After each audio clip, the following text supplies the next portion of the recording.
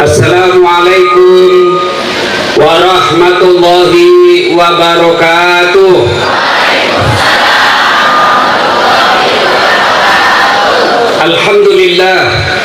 Alhamdulillahi rabbil alamin, wa bihi nasta'inu ala umuri dunya waddin.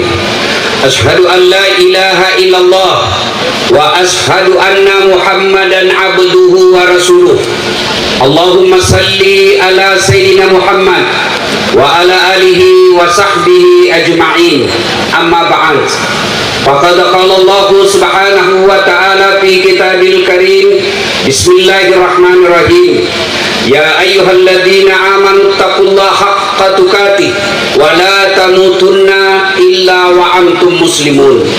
Wahai orang-orang yang beriman, bertakwalah kalian kepada Allah dengan sebenar-benarnya takwa, dan janganlah kalian mati kecuali dalam keadaan beragama Islam. Ayat ini Jumat dibacakan khatib. Ayat ini tiap pekan kita dengarkan di mimbar khutbah. Kalau di kabupaten ini ada pengumuman dari Pak Ibu Bupati yang harus diulang-ulang tiap pekan, pasti pengumuman itu penting. Ayat ini juga sangat penting sehingga harus diulang-ulang tiap mimbar Jumat. Dan rasa-rasanya ayat ini susah diterima akal. Jangan kamu mati. Berarti mati kau yang ngatur. Woi, jangan mati ya. Berarti mati mau-mau. Padahal mati, mau atau tidak, tiba saatnya pasti mati. Orang kaya, mati. Orang miskin, mati. Raja-raja, mati. Rakyat biasa, mati. Bupati, mati. Pelan-pelan juga itu.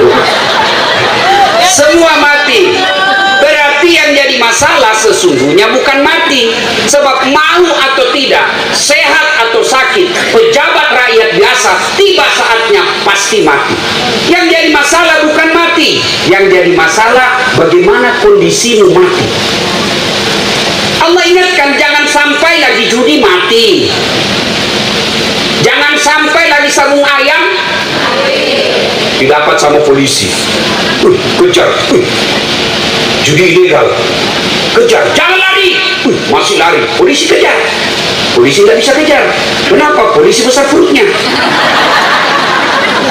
Jangan lari, masih lari juga, terpaksa polisi tembak peringatan ke langit, satu kali, masih lari, dua kali, masih lari, tiga kali, masih lari, terpaksa dilumpuhkan, tembak kakinya, kepalanya kena.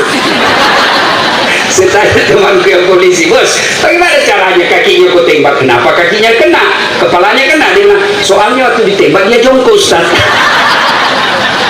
Ini polisi film India, bukan polisi Indonesia. Bu, jangan musuhi polisi. Kira-kira Bapak pikir enak di Indonesia kalau tidak ada polisi? Rumah dirampok, istri dibunuh, anak diperkosa, harta dijarah, Bapak cari siapa? Kori. Mana ketemu? Ayo, ibu-ibu, motor dirampok, ibu cari siapa? Pak Imam. Mana ketemu?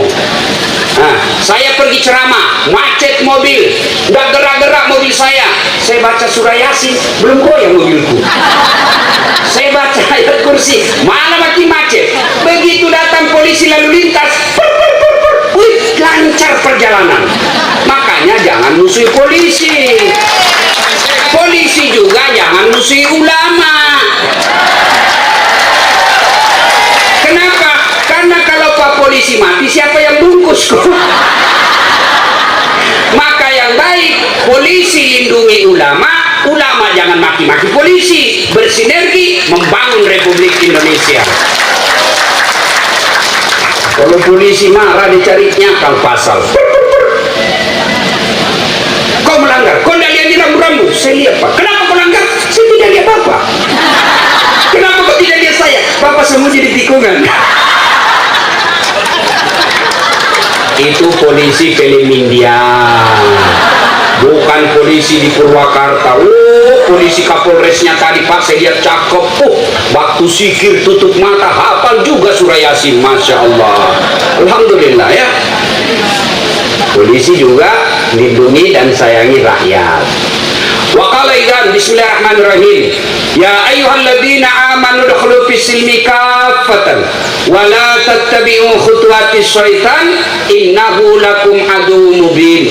Wahai orang-orang yang beriman, masuklah engkau ke dalam Islam secara sempurna, bukan Islam pencitraan, bukan Islam pilkada, bukan Islam pilpres. Politisi kalau mau dipilih, Pak, waduh penampilannya kalau Ustaz Dasar pakai gamis, pakai serban, keluar masuk masjid, pilih saya. Begitu terpilih, tidak pernah lagi datang ke masjid. Ada begitu di sini? Ada. Nah, anggota DPR kan biasa banyak begitu kan, masuk. Ada begitu? Ada. Kau salah, kenapa kau pilih?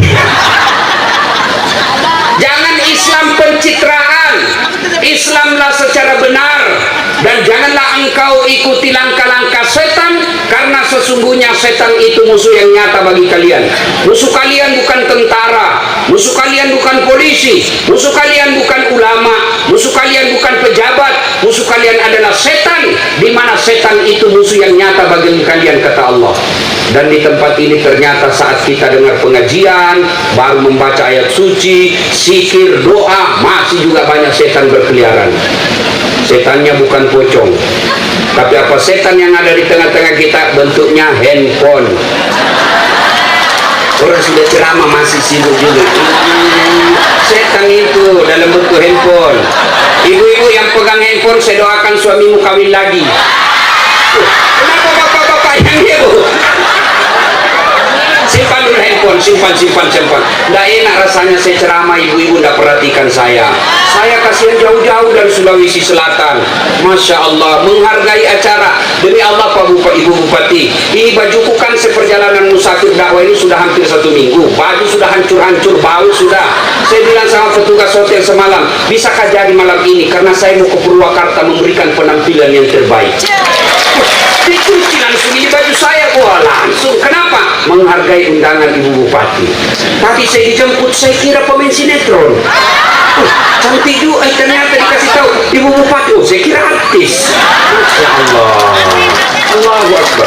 Pasti ini adik mahasiswa kalau mau demo tidak jadi, lihat Ibu cantik, kurang deh. Ayo simpan dulu handphone, kita dengar dulu ceramah ya. Simpan.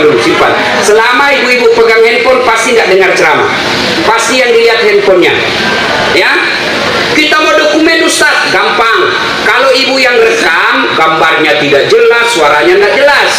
Gimana caranya Ustaz? Tuh ada kamera saya bawa, kameranya bagus, suaranya jernih. Gimana cara nontonnya Ustaz? Buka YouTube, tulis Dasat Latif Purwakarta, keluarlah itu. Jangan lupa like and share.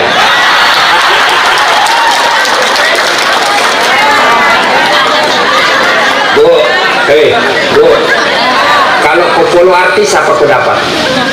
Hai guys, kita lagi di Plaza Indonesia guys, beli sepatu 5 juta guys, apa kau dapat? Kalau kau follow ulamamu, selain kau angkat martabat ulama, 2, kau dapat ilmunya pahala, kau amalkan ilmunya pahala, kau share lagi ilmunya pahala. Kasihan kita lihat selebriti yang tidak jelas kontennya, puluhan juta penontonnya. Sekalinya ustadzmu yang jadi teladan, followernya 1.500. Gak ketawa, saya suruh sini. Follow Dasat Latif. Wa qala idzan bismillahirrahmanirrahim. Innallaha wa malaikatahu yusalluna 'alan nabi. Ya ayyuhalladzina amanu sallu 'alaihi wa sallimu taslima. Sesungguhnya Allah dan para malaikatnya bersalawat kepada Rasulullah Muhammad sallallahu alaihi wasallam. Maka wahai orang-orang yang beriman, bersalawatlah kalian kepada Rasulullah dengan sebaik-baik salawat. Suatu kali Nabi duduk bersama malaikat Jibril. Tiba-tiba Nabi melihat ada malaikat lebih 1 juta jari-jarinya. Ibu-ibu, berapa jari-jarinya, Bu? cacat dong. Masa 10? Nggak ada jari-jari kakimu. 20. Ini malaikat lebih sejuta jari-jarinya. Nabi kagum dan bertanya, Jibril, malaikat apa itu? Banyak betul jari-jarinya. Jibril menjawab, itu malaikat yang Allah tugaskan mencatat air ketika hujan. Ada yang mampu catat air hujan? Ada? Tidak. Kenapa? Biar banyak kalau jatuhnya satu-satu. Ini banyak jatuhnya bareng-bareng laju, nggak bisa dicatat. Lalu Nabi bertanya ke malaikat itu, wahai malaikat pencatat air hujan, apa betul kau mampu mencatat air ketika hujan? Ya, ku catat yang jatuh di laut, ku catat yang jatuh di darat, ku catat yang jatuh di gunung, semua aku catat ya Muhammad. Satu yang tidak mampu aku catat. Kenapa kau tidak bisa catat? Karena jumlahnya lebih banyak daripada tetesan air hujan. Apa gerangan ketika umatmu berkumpul di pekarangan kantor Purwakarta, lalu mereka bersalawat bareng-bareng kepadamu, aku tidak bisa mencatat betapa banyak pahala yang Allah turunkan di tempat ini. Maka ketika berkumpul seperti ini Pak, bersalawatlah. Kita tentu tidak bisa masuk surga karena tidak ada dosa. Bukan orang tidak ada dosa yang membuat orang masuk surga. Kalau orang tidak masuk surga, karena orang masuk surga hanya karena tidak punya dosa, maka demi Allah tidak ada isinya surga kecuali Muhammad SAW. Mana ada manusia yang tidak punya dosa? Lalu kenapa orang masuk surga? Ditimbang kebaikannya, timbang keburukannya, ternyata timbang punya timbang lebih berat kebaikannya daripada keburukannya meskipun selisih 0,1%. Maka ketika kumpul begini perberat amal dengan apa? Salawat kepada Rasulullah Muhammad Sallallahu Alaihi Wasallam. Saya mau ajak salawat, kita tanding hari ini, boleh? Boleh Bu? Saya mau dengar mana lebih kencang salawatannya bapak-bapak dengan ibu-ibu. Karena saya lihat ini ibu-ibu yang banyak ya. Nah, bapak-bapak diam dulu, kita dengar dulu ibu-ibu. Ayo salawat bareng-bareng, ikut sama saya Bu ya. Salatullah. Salatullah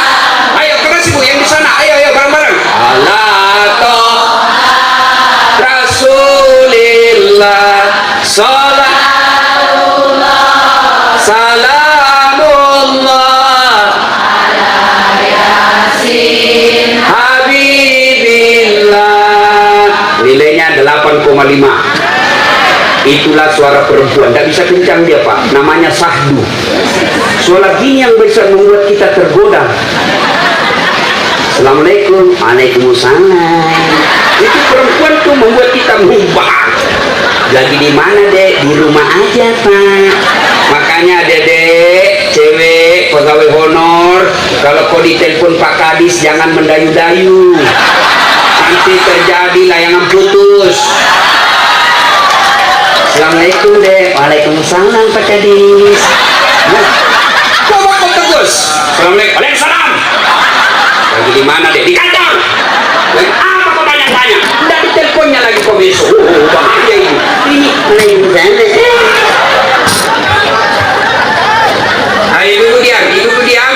Kita dengar nih bapak-bapak. Ayo Pak, jangan mempermalukan jenis kelamin kita. Ayo Pak, ayo keras. Ayo. Salatullah salamullah ala Rasulillah. Salatullah salamullah ala yasin. Nilainya 8,9. Ngomong saya. Sekarang ibu bapak yang kita dengar Forkopimda. Cocok itu ya. Forkopimda.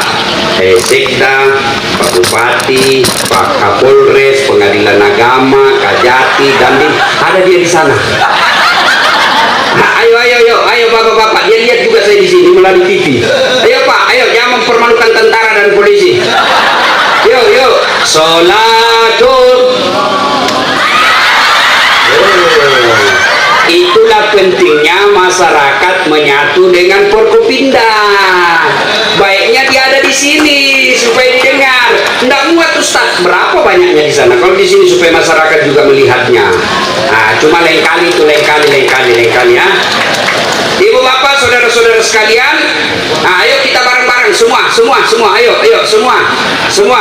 Perempuan, anak-anak, lelaki, bapak-bapak, ibu-ibu, yuk semua. Salatullah salamullah ala Toha Rasul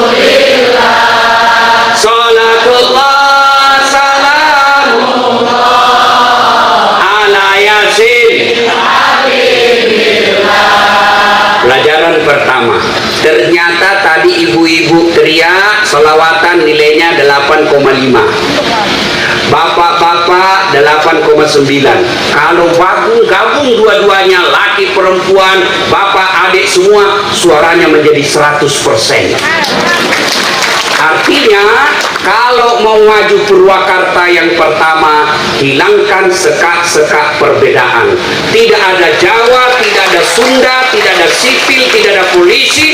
Semua kita masyarakat Sunda bersatu. Timur Tengah, Pak, Bapak Ibu tahu Timur Tengah, Arab dan sekitarnya, satu aja bahasanya, Pak. Satu aja bahasanya, rasnya cuma satu, Arab. Sekarang Syam, negeri yang disebut dalam Quran, kacau balau. Kenapa? Karena perang, karena perbedaan pendapat. Itu satu bangsa, satu bahasa. Kita Indonesia, Pak, Bugisnya, Jawanya, Sundanya, Manadonya, Bataknya, Maduranya, pasti lebih gampang kita dipecah belah. Karenanya modal kita membangun persatuan. Kenapa biasa kita berpecah belah? Satu, karena isu-isu politik. 2024 di depan mata, maka politisi jahat mulai memanfaatkan isu-isu agama, mulai memanfaatkan isu-isu etnis, mulai memanfaatkan dan mencari simpati dengan isu-isu sara. Karena paling gampang kalian ditarik perhatianmu ketika isu agama dijual. Maka saudaraku, silakan kau berbeda politik, tapi jangan kau berpecah belah. Sudah tidak saatnya orang Islam dibodoh-bodohi politisi. Sudah tidak saatnya bangsa Indonesia kita dibodoh-bodohi dengan isu ras. Mari kita bersaudara. Tidak ada enaknya orang rusuh, tidak ada enaknya orang bertengkar. Mau bukti? Coba lihat sekarang. Efek Pilpres 2019 sampai sekarang cebong kampret belum menyatu. Para Jokowi Prabowo sudah adem-adem. Siapa calonmu? Nomor 1. Siapa calonmu? Nomor 2. Siapa calon nomor 3? Siapa calon nomor 4? Tidak ada usulan. Yang penting kita rakyat Indonesia. Maka politisi juga jangan bodoh-bodohi rakyat, kasihan. Mana ada rakyat seperti Indonesia sabarnya. Coba lihat rakyat Indonesia, Pak. Mau dipilih calegnya, mau dipilih bupatinya, hanya datang bawa sarung harga 30.000 dipilih lagi, Pak. Sudah itu kita tipu lagi 5 tahun. Mau dipilih datang lagi lebih mahal sedikit menjadi 40.000 dipilih lagi, Pak. Coba lihat, ditipu tiap tahun, tapi tetap sabar. Begitu ada acara kenegaraan, siapa yang doakan rakyat kita? Siapa yang doakan ulama kita? Ya Allah, ampuni dosa para pemimpin-pemimpin kami, padahal pemimpin kami tidak sholat. Ya Allah, ampuni dosa para pemimpin-pemimpin kami, padahal mereka seling berzina. Kita tahu mereka jahat, tapi kita doakan. Inilah rakyat Indonesia. Maka sayangi rakyatmu karena kalian hidup dari rakyat Indonesia. Tuh, jangan mau berpecah belah, jangan mau dibodoh-bodohi. Isu-isu politik biasa, namanya orang pilkada, pilpres, pemilu, itu dalam ilmu politik disebut pesta demokrasi. Bapak tahu enggak ketika ada kata pesta didengar? Ketika Bapak dengar pesta, apa yang ada di benak Bapak? Gembira-gembira, makan-makan, ada elektron, pesta. Tidak ada pesta menakutkan. Maka mestinya setiap pemilu pilpres kita senang-senang, jangan menakutkan, jangan ada isu perpecahan. Satu. Maka Rasulullah Sallallahu Alaihi Wasallam mewasiatkan kepada kita, umatku itu seperti badan ini, Purwakarta ini seperti badan ini. Coba lihat badan kita, Pak. Tangan kanan gatal tanpa diundang kiri yang garuk. Tangan kiri yang gatal tanpa diundang kanan yang garuk. Gatal dua-duanya kerjasama. Iya kan? Iya. Coba lihat, kalau anak muda lagi jalan malam-malam, ternyata tahan tuh kakinya. Kaki tahan tuh, semua badan ikut merasakan. Yang pertama bereaksi dulu. Iya kan? Yang kedua bereaksi, mata cari mana yang luka. Yang ketiga bereaksi Ya kapan bereaksi? Tangan mengusap. Kaki yang bermasalah, semua anggota tubuh ikut berpartisipasi. Tidak ada orang tahan tuh kakinya. Rasa kopi jalan lagi. Memangnya dia bilang mata saya sudah saja tidur, kok jalan aja jam. Enggak kan? Artinya Purwakarta ini ada jadi tangan, bupati simbol kekuasaan. Ada jadi mata, sebagai polisi tentara mengawasi masyarakat kita. Ada jadi mulut, anggota DPR, jangan diam dan tidur saja kerjamu. Ada jadi kaki rakyat, maka ketika kakinya masalah, rakyat diganggu, polisi tentaranya maju. Jangan kau ganggu rakyatku. Kalau kau ganggu saya tembak kepalamu. Itu yang namanya. Jangan malah kita saling menghasut. Wakil bupati menghasut rakyat supaya ganti bupatinya, wakilnya naik.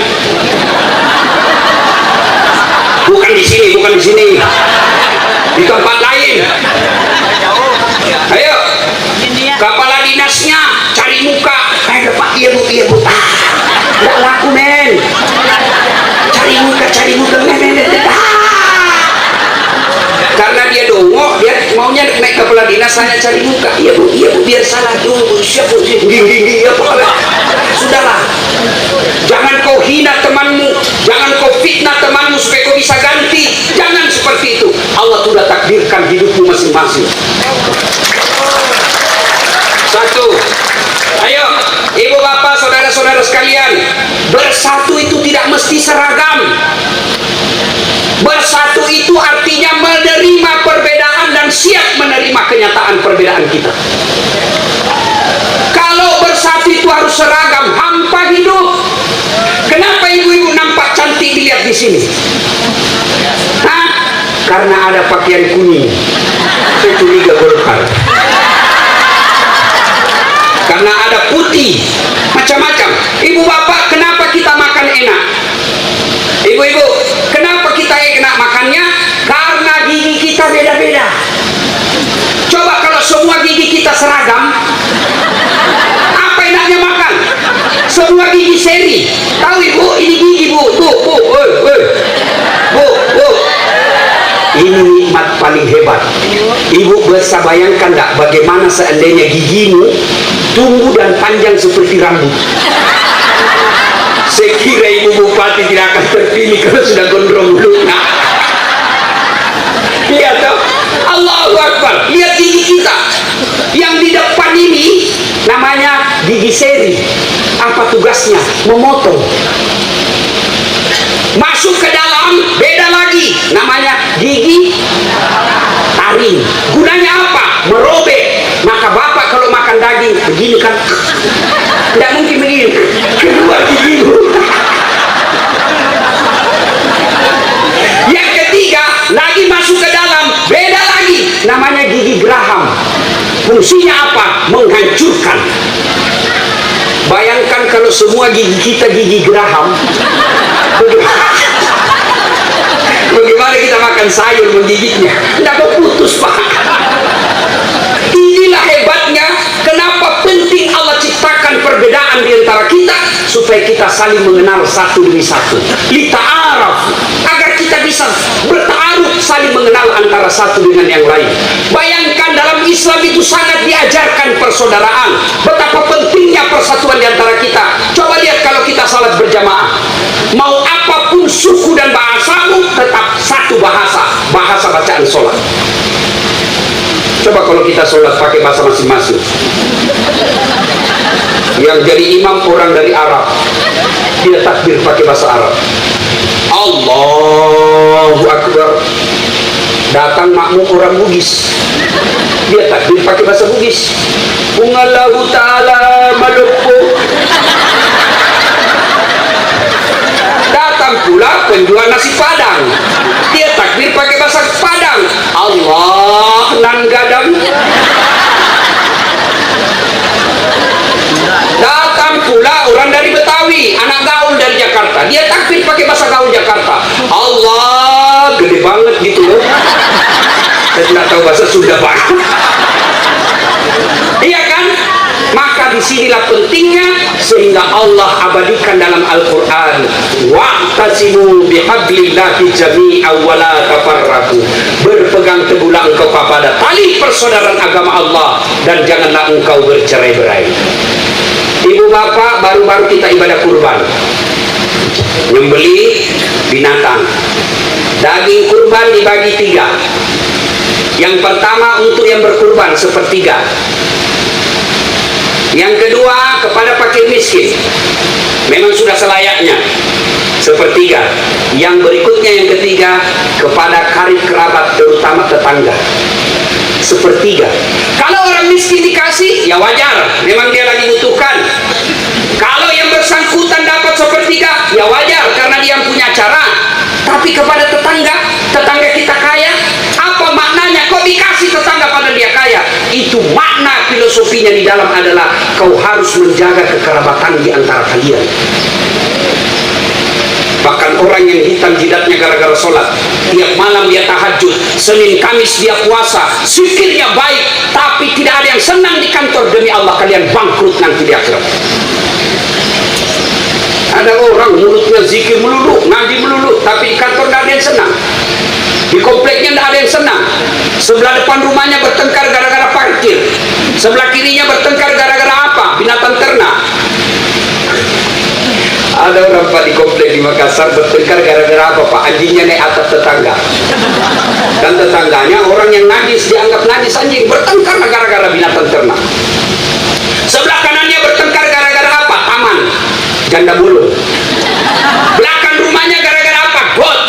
Semua orang di komplek tidak ada senang dia. Maka kalian dengan orang yang baik ibadahmu, hablum minallah baik, tapi kalian putus persaudaraan, dengar janji Nabi, penegasan Nabi. Atau dulu namanya muflis. Saudara-saudara kalian, kau tahu siapa yang bangkrut di akhirat kelak? Pailit di akhirat kelak, jarusu wa khati'ur rahim, tetangga yang jahat sama tetangganya dan dia memutuskan tali persaudaraan. Maka saudaraku Purwakarta, di ulang tahun ini mari rapatkan kembali persaudaraan. Tidak ada istilah pribumi tidak pribumi, tidak ada istilah Islam non muslim. Kita semua rakyat Purwakarta satu padu mengangkat citra dan martabat kabupaten kita. Soal agama masing-masing, ya, soal keyakinan kita pertanggungjawabkan masing-masing. Tapi kita punya kepentingan masing-masing adalah kepentingan kita bersama menjaga ketertiban umum di kabupaten kita. Seorang penceramah mana bisa ceramah kalau sudah rusuh?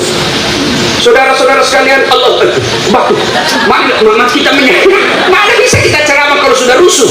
Iya toh? Bapak-bapak bagaimana bisa cari nafkah kalau sudah rusuh? Ibu-ibu bagaimana mau pengantin baru? Bapak-bapak mau pengantin baru? Ada anaknya kalau lagi rusuh.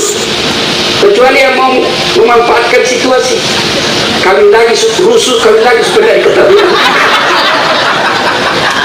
Salatullah, salamullah Rasulillah, salatullah ala yasin. Dua yang menyebab tadi pilkada, penyebab putus persaudaraan. Yang kedua apa? Biasanya kesombongan. Apa itu sombong Ustaz? Pakai barang-barang mahal? Belum tentu. Ibu bupati dikasih rezeki Allah punya berlian, pakai itu berlian.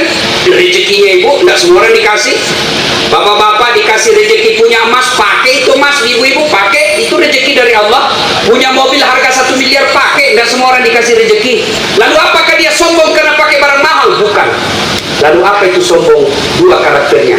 Menganggap remeh orang lain, tidak mau menerima kebenaran. Itu sombong. Ibu pakai emas, belum tentu sombong. Kapan sombong? Ketika kau hina orang tidak pakai emas.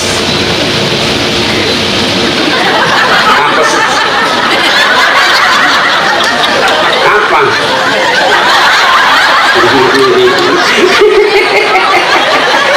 Apa sih Bu? Apa? Kenapa? Palsu gelangnya. Sombong. Sombong. Ibu dandan pakai, itu rezekimu. Pakai parfum, itu rezekimu. Tapi jangan kau hina orang miskin. Palsu lipstiknya. Kenapa kau tahu? Melengket di giginya. Tukang gosip. Inilah penyakitnya ibu-ibu kasihan, bukan gosip. Ustaz aja dia gosip. Dia bilang, Bu Bupati nggak usah lagi ku panggil itu Pak Ustaz. 4 dia bahas, kita terus dikenanya. Ya, sombong. Karakter sombong kata Nabi 2. 1, nganggap remeh orang lain. 2, nolak kebenaran. Mentang-mentang dia punya NIP, sudah resmi ASN, dipandang enteng pegawai honor. Bagaimana cara pandang enteng ke pegawai honor? Semua kerjaannya dikasih pegawai honor. Salah bos, pegawai honor itu pelengkap. Kamu yang utama karena kau dapat NIP. Ada pegawai honor di sini? Ada. Biasanya yang banyak itu Satpol PP kesian. Polisi setengah. Tahu lagunya pegawai honor? Pegawai honor tahu lagunya? Berakit-rakit dahulu, berenang-renang ke tepian, sakit-sakit dahulu, susah-susah dahulu, lalu kemudian tetap susah. Namanya PTT, pegawai tidak tetap. 5 tahun kemudian TTP, tetap tidak pegawai. Ya. Nah, itu orang-orang yang sombong meremehkan pegawai honor. Kau tidak remehkan secara lisan, tapi semua pekerjaanmu kau kasih yang pegawai honor. Itu kalian sombong namanya. Tenang, saya bela kamu. Ya. 2, karakter sombong, menolak kebenaran. Apa kamu tahu? Saya ini sudah 10 tahun jadi pegawai, kau baru masuk. Betul Bapak 10 tahun, tapi otaknya Pentium 1. Lambat loading. Iya Bu. Ini betul baru 1 tahun, tapi otaknya Pentium 4 giga dia pakai, cepat curu. Bapak 1 giga, lambat loading, hilang-hilang gambar.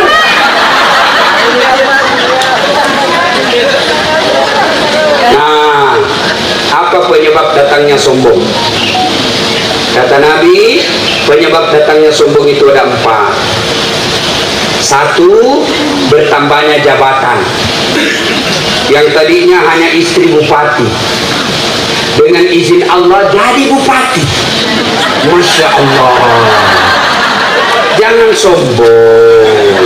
Jabatan hanya sekejap, 5 tahun saja. Terpilih lagi 10 tahun. Biar ibu makin hebat, 10 tahun tidak mungkin bisa bupati lagi. Pasti lepas jabatan. Bahkan kalau ibu mau pakai lagi padahal sudah lebih 10 tahun, masih mau pakai Garuda, ibu ke pasar, dibilang orang itu sudah gila kesian. Apa kita mau sombong dengan jabatan? Menteri, kurang apa itu? Menteri kita yang wafat, menteri wafat Pak. Nah, apa yang mau disombongkan dengan jabatan? Kepala dinas kau mau sombong, pret. Kau jadi kepala dinas karena ibu bupati senang kamu. Biar ibu bupati senang, kalau suaminya tidak senang, tidak jalan es kamu. Apa yang mau disombongkan dengan jabatan?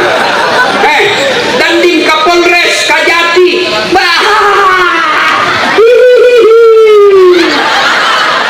Apa yang mau disombongkan dengan jabatan? Sekejap saja. Petantang petenteng kamu kena masalah. Pret. 2, penyebab datangnya sombong. Kata Nabi, bertambahnya ilmu. Banyak betul gelarnya. Doktor, SOS, SAG, MSI, PSD. Terakhir gelarmu almarhum.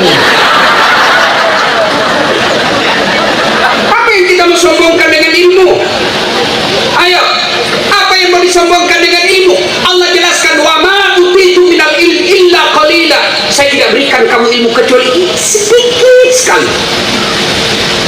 Ada juga penceramah baru pulang dari Timur Tengah, merasa dia lah yang paling benar.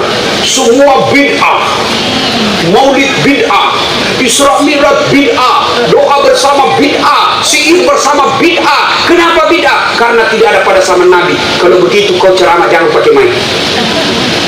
Kenapa tidak ada mic pada zaman Nabi? Saudara-saudara sekalian,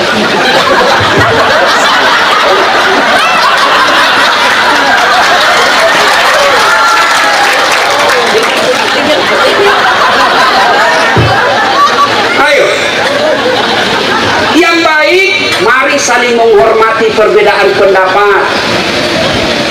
Kalau kau tidak mau Isra Mi'raj, silakan. Tidak mau Maulid, silakan. Orang yang mau Maulid, silakan. Jangan berpecah belah. Dulu zaman saya kecil, waktu belum ada medsos, ketika ada perbedaan, kita tidak pernah ribut. Saya sholat subuh, di samping saya tidak kunut. Bah, begitu saya kunut, dia tidak kunut, tidak ribut kita. Paling dalam hati, oh Muhammadiyah. Selesai. Iya toh? Maka ilmu jangan membuat kalian mau sombong.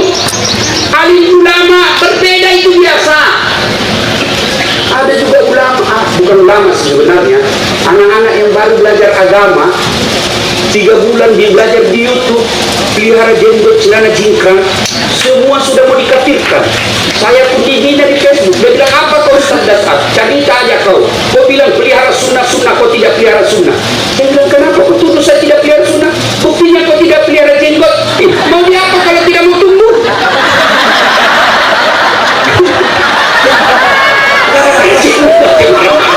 Aduh, cemen. Salatullah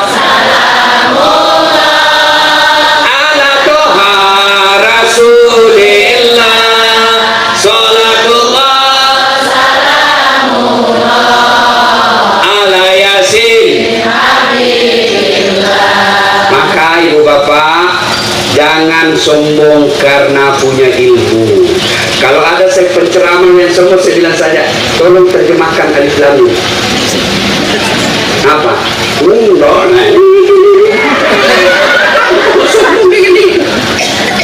Ya, yang ketiga, bertambahnya pangkat, bertambahnya ilmu.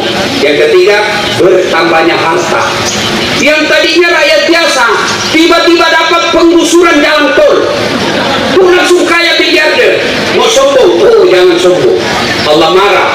Depositomu masih ada, rumahmu masih ada, tapi kalau Allah marah, dia titipkan satu penyakit dalam dirimu. Akhirnya apa? Duitmu banyak, tidak ada bisa kau makan.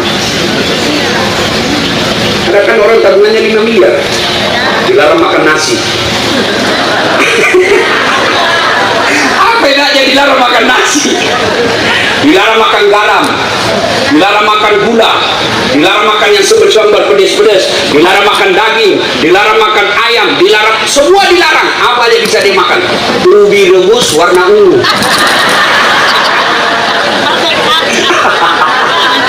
Gila miliar tadi warna ungu aja bisa dimakan, Pak. Begitu dia ke dokter, apa kata dokter? Pak, Bapak ini selama aktif tidak pernah kena sinar matahari. Mulai besok Bapak jemur ya, dari jam 8 sampai jam 10. Jangan pakai baju, pakai celana pendek, jangan pakai sandal Pak, jangan pakai tutup kepala, tutup dirimu plastik supaya cepat kering. Dia kering Pak, tidak pakai baju, tidak pakai sandal. Apa bedanya sama gembel? Apa yang kamu sombongkan dengan hartamu? Ayo, yang keempat, penyebab datangnya sombong. Pertama, kita ulang, bertambahnya jabatan, bertambahnya ilmu, bertambahnya harta. Yang keempat, bertambahnya ibadah.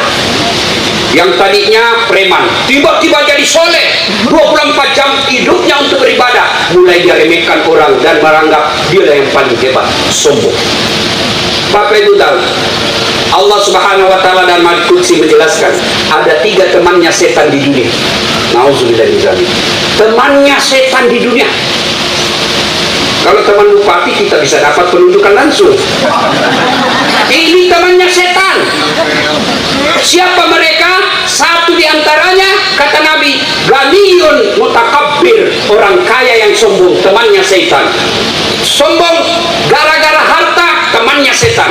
Sombong gara-gara pangkat, temannya setan. Sombong gara popularitas, temannya setan. Tapi kira-kira kalau pejabat, orang kaya, populer, artis sombong, orang masih maklum. Ya wajarlah dia sombong. Bupati, wajarlah dia sombong, dia kaya, apa-apa bisa dia beli. Wajarlah dia sombong, satu Indonesia kenal dia cakep, cantik. Wajar, meskipun kau temannya setan. Tapi sudah tidak terkenal, rakyat biasa, pengangguran, ngontrak-ngontrak, rumah kehujanan, istri suka ngomel, muka jelek, bau ketek, lusuh mulut, sombong. Kau bukan temannya setan, kau sudah jadi setan cilaka. Ayo, maka saudaraku ASN, saudaraku anggota DPR yang Allah beri rezeki, mau hebat ini Purwakarta, hilangkan sifat-sifat kesombongan di antara kalian. Allah melaknat Fir'aun, haram masuk surga dan abadi dalam neraka karena dia sombong. Dan laknat Allah sampai sekarang ini berlaku buat Fir'aun. Mana buktinya? Sampai detik ini tidak ada orang yang senang itu Fir'aun. Mana buktinya? Tidak ada warga orang Sunda yang mau kasih nama anaknya Fir'aun. Begitu jeleknya itu sifatnya Fir'aun. Mentang-mentang itu populer itu Fir'aun. Ada dalam Quran. Nah, saya kasih ke nama Fir'aun, Le. Itu bukti laknat Allah. Maka buang jauh-jauh sifat kesombongan, karena sombong itu bisa memecah belah persaudaraan kita. Yang ketiga, penyebab putusnya persaudaraan apa? Hoax, fitnah, gibah. Dulu orang bergibah, dulu orang bergosip harus ketemu muka, face to face. Sekarang canggih. Gosipnya satu di Bandung, satu Purwakarta, satu di Jakarta, satu di Madura, satu di Jepang, satu di Makassar. Gosip dia di mana? Digosipnya di grup WhatsApp. Pertama dicerita sinetron, lama-lama dia bilang iya mirip tetangga saya itu. Saya aja digosip Pak. Saya lewat tadi ada yang gosip saya, itu juga bajunya waktu di YouTube.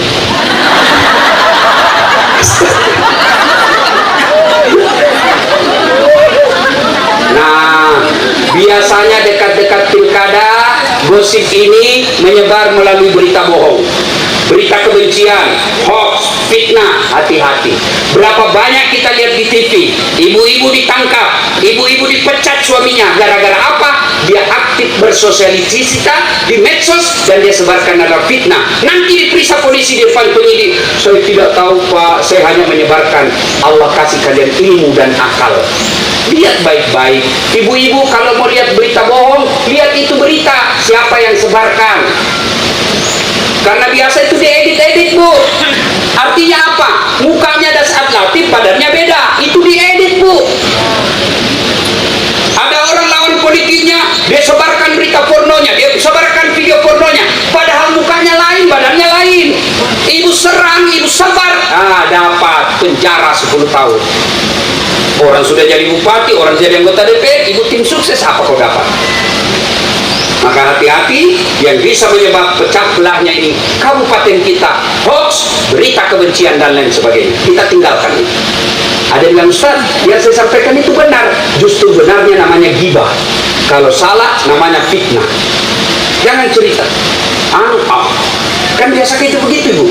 Kita tenang-tenang di rumah, dia datang bawakan kita. Dan biasanya kita ikut campur. Oh iya, padahal tidak tahu itu. Benar, padahal tidak tahu urusan. Yang suka ikut-ikut campur ini nanti takdirnya di akhirat seperti toge. Tahu toge Bu? Tahu toge? Coba itu toge, suka ikut campur kan? Pecel, gado-gado, tempe, soto banjar. Karena dia selalu ikut campur, makanya toge itu Allah takdirkan semua bengkok. Maka kalau ada di kantor ini majelis taklim pagi-pagi gosip, teriak aja, woi pagi-pagi togenya. Ayuhibbu ahadukum, sukakah kamu memakan bangkai sesamamu manusia? Ibu bapak saudara-saudara sekalian, pesan pertama, tegakkan ukhuwah persaudaraan di antara kita. Berbicara tentang membangun negara, mari bangun sama-sama. Itu yang disebut bekerja sama dalam menegakkan persatuan dan kesatuan bangsa Indonesia. Bangun jembatan, mari kita sama-sama.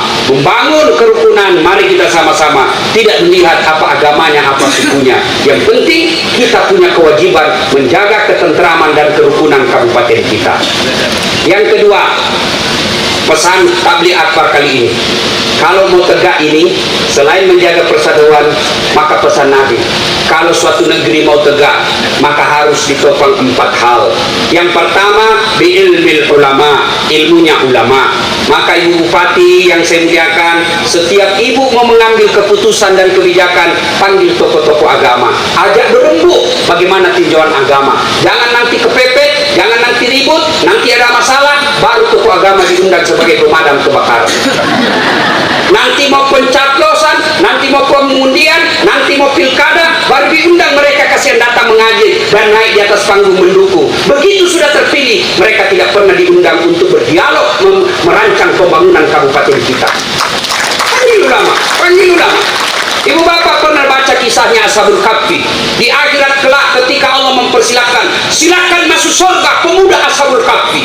Maju pak, 1 anak muda, 2, 3, 4, 5, 6, 7. Di belakang manusia ke-7 dia ada anjing. Ditahan sama malaikat. Hei, anjing tidak boleh masuk surga. Saya minta pengadilan. Buka pengadilan. Kenapa kau larang saya masuk surga? Ini anak muda, kemana saya dia pergi nih, saya ikut. Dia masuk ke gunung, saya ikut. Dia dilempari, saya juga dilempari. Nih kaki saya pincang gara-gara kena batu. Karena dia jalan masuk-masuk begini, Bu. Kalau dia masuk surga, kenapa kau larang saya? Saya setia mengikutinya. Kedengaran dari arsy Allah, malaikat, masukkan dia surga karena dia setia mengikuti ulama. Anjing saja setia mengikuti ulama, Allah perkenankan masuk surga. Apalagi kita manusia. Ikuti ulama. Dan ulama ajaklah dengan amar ma'ruf nahi mungkar, dengan penuh kebijakan. Jangan memaki, jangan menghina, apalagi menghasut. Alhamdulillah Bu Bupati, sekedar informasi, penonton saya di YouTube sekarang sudah lebih 240 juta Pak. Untuk konten dakwah ya kalah banyak das adlatu. Karena non muslim pun ikut. Tadi sebelum saya kesini ada lagi di IG DDM saya, Ustaz, saya dengar ceramahnya Ustaz sejak 2018 dan alhamdulillah hari ini saya masuk Islam. Karena saya prinsip saya dakwah, saya kasih gembira orang, buat dia senang-senang. Kalaupun dia sesat bukan urusan saya, urusan saya ajak dia kebaikan. Yang namanya dakwah, diajak baik-baik saja belum tentu dia ikut. Apalagi kalau sudah ditakut-takuti, dibanting, dilipat, ditusuk pantalnya, dikuning, demi anak muda, tidak usah terus ditakut-takut. Ya, berhikmah. Yang kedua, kata Nabi, kalau mau tegak ini, ilmunya ulama, adilnya para pemimpin. Keliru seorang bupati, Kapolres, Dandim, kepala kejaksaan kalau tidak mengudahkan dirinya masuk surga. Ibu Bupati, saya ceramah, ayo saudara-saudara sekalian, mari sholat berjamaah, hidupkan sholat jamaah. Yang datang yang pensiun, yang sudah muka-muka sakaratul maut.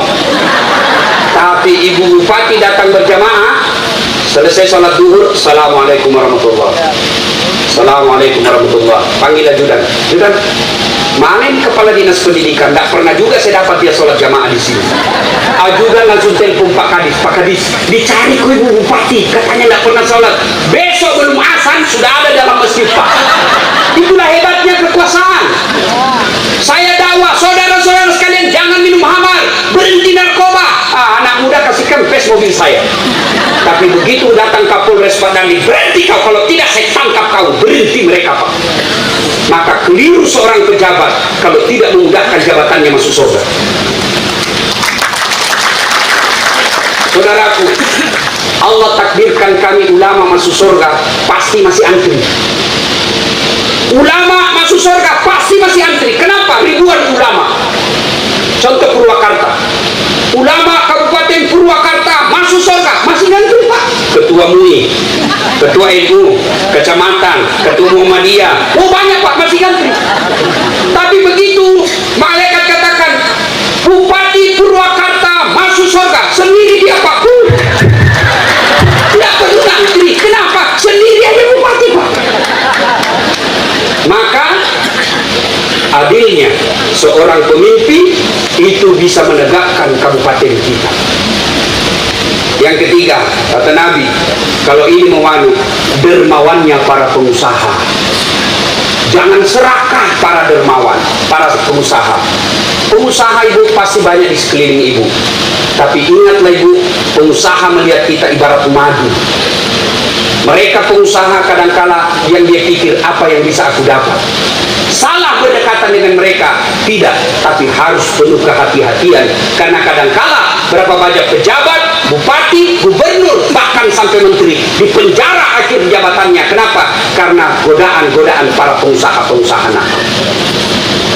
Sejarah membuktikan dari 10 sahabat Nabi yang dijamin masuk surga, 10 sahabat Nabi pasti masuk surga kata Nabi. 7 diantaranya orang kaya yang pemurah.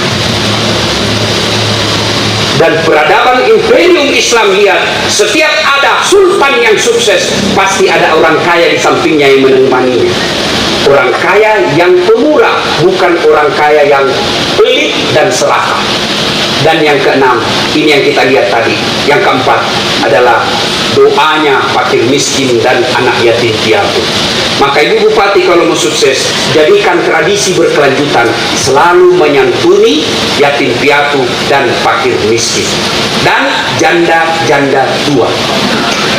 Kenapa bapak-bapak yang gitu? Janda tua. Ini bapak-bapak kalau kita cerita poligami kau berani? Saya di Makassar, saya bilang, ibu-ibu mau ndak masuk surga? Mau Ustaz, suruh kawin lagi suamimu. Dia bilang banyak jalan menuju surga Ustaz. Saya bilang memang banyak tapi macet. Ibu-ibu marah sekali kalau kita cerita poligami. Ibu-ibu, dalam Quran itu ada 4 jenis rumah tangga. Yang pertama, suaminya beriman, istrinya berkhianat. Nabi Nuh dan Nabi Lut. Yang kedua, suaminya, istrinya beriman, suaminya berkhianat. Siapa? Fir'aun. Yang ketiga, istrinya berkhianat, suaminya pun kafir. Siapa? Abu Lahab. Yang keempat, istri beriman, suami beriman. Ibrahim alaihissalam. Saya tanya ibu-ibu di Makassar, ibu-ibu mau contoh yang mana? Pilih Ibrahim Ustaz. Alhamdulillah, top. Tapi Ibrahim itu dua istrinya. Dan sedang usah Ustaz, Fir'aun saja.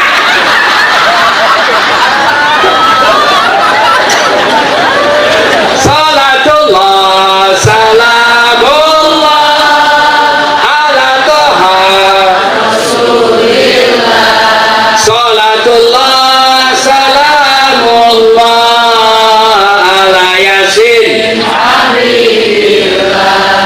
Apabila penduduk Purwakarta akur, damai, menjunjung tinggi persatuan, menopang 4 hal ini, maka janji Allah, walau anna ahlal qura amanu wattaqau lafatahna alaihim barakatin minas samai wal ard.